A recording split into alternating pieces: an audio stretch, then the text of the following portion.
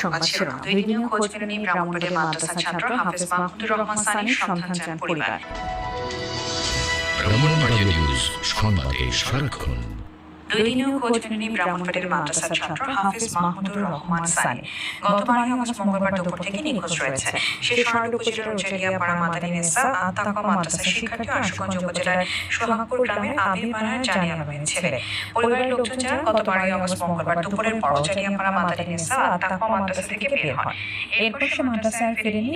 নিখোঁজের পর থেকে পরিবারের সদস্যরা নিকট আত্মীয় স্বজন সহ বিভিন্ন স্থানে খোঁজাখুঁজি করে হাফেজ মাহমুদুর রহমান সানির কোনো সন্ধান পাননি। হাফেজ মাহমুদুর রহমান সানির কোনো সন্ধান পেলে পরিবারের কাছে যোগাযোগের আহ্বান জানিয়েছেন তারা।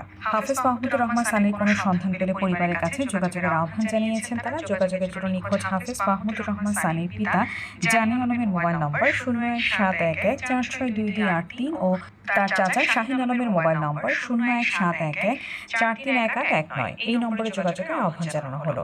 News desk, Brahmanbaria news.